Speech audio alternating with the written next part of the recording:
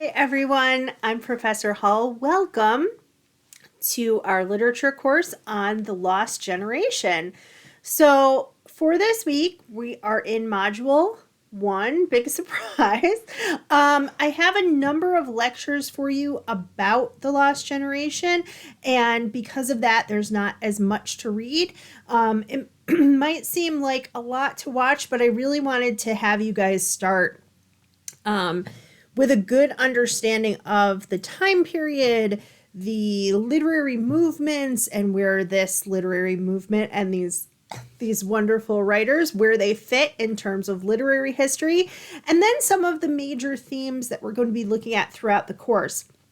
So, because of that, as I said, you do have a number of lectures to take a look at. Please make sure that you manage your time so that you can watch all of them, because coming up, I'm going to be referring back to them in different modules, and I don't want you to kind of be lost.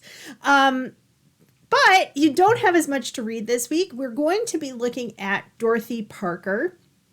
Dorothy Parker is not necessarily connected with all of the other Lost Generation writers, but she moved in a great literary circle in New York City, called sometimes referred to as the Vicious Circle. And she wrote a lot of humorous, kind of witty short stories.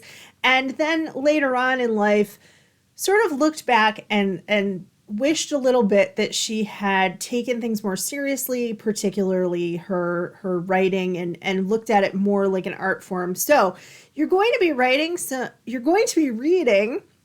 some short stories from her, including this little illustrated snip from an illustrated book she published that kind of shows the funnier side of New York City and the people with whom she was living and working. So I thought that it would be kind of a fun way to start our course. A lot of the stuff that we're going to be reading and looking at is sort of sad. The Lost Generation was called Lost for a reason, and we will find out more about them this week. So that's it. I can't wait to meet all of you in the discussion forum and see your thoughts on the graphic novel excerpt and the short story from Dorothy Parker. Thanks, everybody.